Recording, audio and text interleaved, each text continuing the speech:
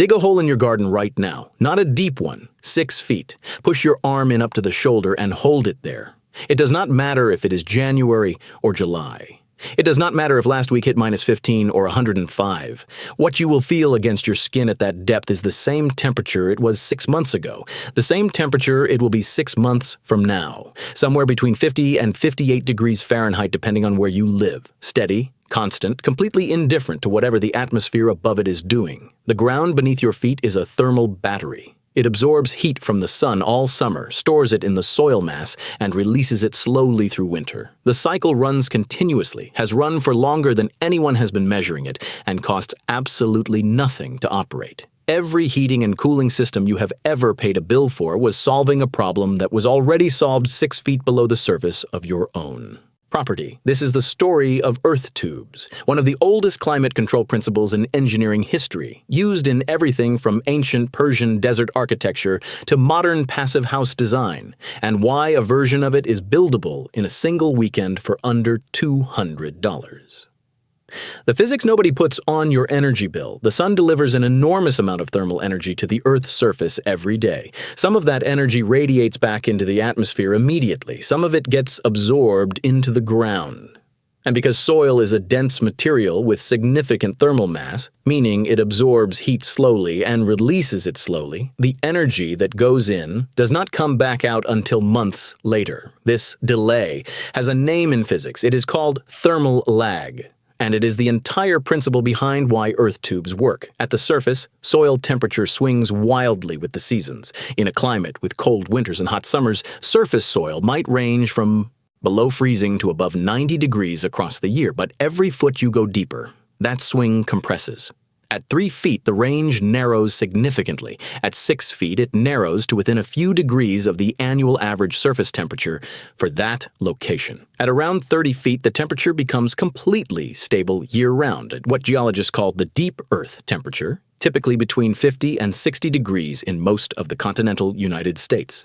What this means practically is that in midsummer, when your attic is hitting 130 degrees and your air conditioner is running continuously, the ground, 6 feet below your lawn, is sitting at 55 degrees.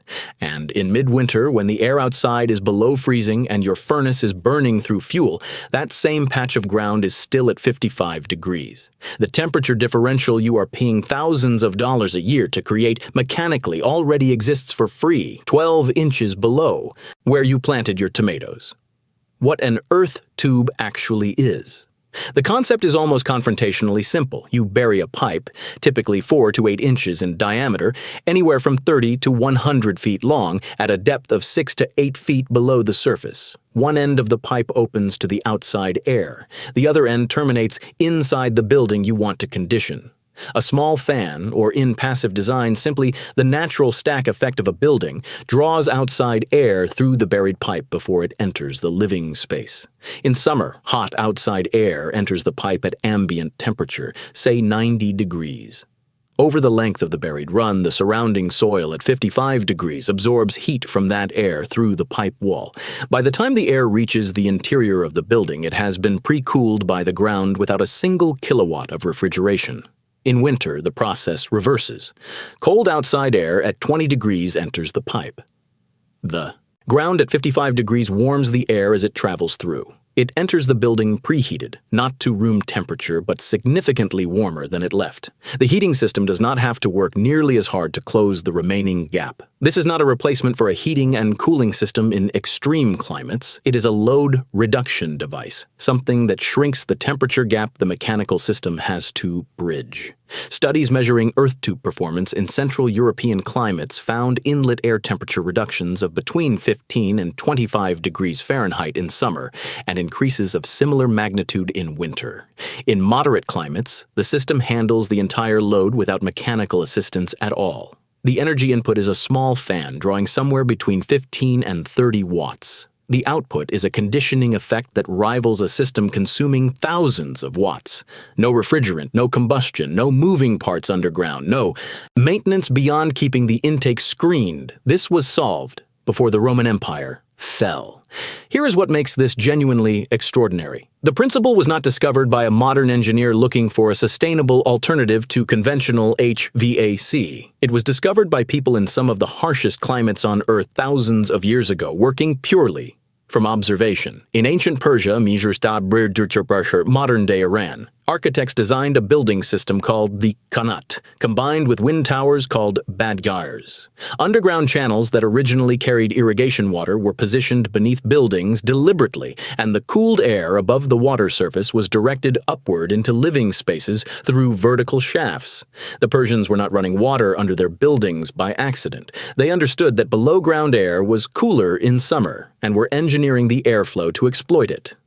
The city of Yazd in central Iran sits in one of the most hostile climates on the planet. Summer temperatures regularly exceed 104 degrees Fahrenheit. The ancient buildings in Yazd's old city maintained interior temperatures comfortable enough for daily habitation without electricity, without refrigerant, without any mechanical system. Some of those buildings are still occupied today.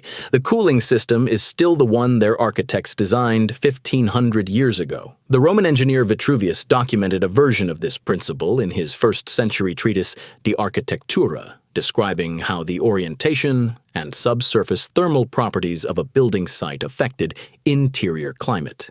Medieval European castle designers positioned cellars and larders below ground not just for protection, but for the stable temperature that kept food and wine at consistent conditions year-round. Every root cellar ever dug by every farming family for the past several thousand years was an intuitive application of the same physics. The knowledge did not disappear because it was suppressed. It disappeared because centralized energy infrastructure made it unnecessary to think about. When natural gas piped directly to your house could heat it for a modest monthly fee, the incentive to understand what the ground beneath your house was already doing went away. The fee seemed modest. The cumulative cost of that fee over 40 years of homeownership does not. Building 1. What it actually involves. A functional residential earth tube system has 4 components. The intake, which is the above-ground opening where outside air enters, screened against insects and rodents and ideally positioned on the shaded north side of the building away from direct solar heating. The pipe run itself buried at a consistent depth of 6 to 8 feet. The terminus, where the conditioned air enters the building, typically through a filtered vent into a basement or crawl space. And drainage, which is a slight slope along the pipe run, directing any condensation toward a gravel sump rather than pooling inside the system. The drainage point is where most DIY installations go wrong, and it is worth understanding why. When warm, humid summer air is cooled by passing through the pipe, moisture in that air condenses on the pipe walls, the same physics as condensation on a cold glass. Without a drainage provision, that moisture accumulates, creates standing water, and eventually supports microbial growth inside the pipe. A properly designed system slopes 1 to 2% toward a perforated section surrounded by drainage gravel. Condensate drains away passively. The air that enters the building is dry. The pipe material matters less than most people assume. Smooth-walled HDPE drainage pipe, the black corrugated kind sold at any building supply store, works well and costs approximately 40 to 60 cents per foot. A 50-foot run at 6-inch diameter comes to roughly $50 of pipe. The intake screen, the termination vent, the drainage gravel, and a small inline fan for mechanical assist bring a complete functional system to somewhere between $150 and $200 in materials. The excavation is the honest limiting factor. Digging a trench 6 feet deep and 50 feet long by hand is a significant amount of work. A trenching machine rental for a day runs around $200 and turns that same job into 3 hours. Whether the excavation cost is your labor or a rental is the decision that determines whether this is a 1-weekend project or a 2-weekend one, what the numbers actually look like. A study conducted by researchers at the University of Minnesota measured the performance of an earth tube installation on a residential property over 2 full annual cycles. The system reduced summer cooling loads by 22% and winter heating preconditioning accounted for a 14% reduction in furnace run time. On an average American energy bill of roughly $2,000 annually, that range of reduction represents between $300 and $400 per year. The installed cost of the system they measured was $480, including excavation. Payback period, between 14 and 19 months. After that, the system runs on the physics of the ground beneath the house. No fuel, no refrigerant recharge, no service contract, no part that wears out. The pipe does not degrade. The ground does not stop being 55 degrees. The fan that draws air through consumes less electricity per month than a single LED bulb left on continuously. A properly installed earth tube on a property with adequate yard space will still be functioning and reducing energy loads in 50 years. In 100, the Roman buildings in Yazd are at 1,500 and counting. What actually changes? There is a version of this that every homeowner eventually confronts. The furnace needs replacing. The air conditioning unit is at the end of its service life. The contractor is standing in the driveway with a quote for $12,000 and a recommendation for the newer, more efficient model that will save money in the long run. The long run is always someone else's calculation. What changes when you understand earth tubes is not that you stop using mechanical systems. It is that you understand what the mechanical system is actually doing, bridging a temperature gap that the ground beneath your property is already partially closing for free. Every degree that gap is narrowed before the mechanical system engages is a degree it does not have to work for. Every degree it does not have to work for is money that stays in your account rather than going to a utility. 6 feet below the yard you have been mowing all summer is a thermal resource that has been sitting there since before your house was built, since before the street outside was paved, since before anyone in your city was paying an energy bill for anything. The ground does not charge for what it stores. It has been waiting for someone to remember how to use it. $200. One weekend, a trench, a pipe, and physics that has been working without interruption for 1,500 years. See you in the next one.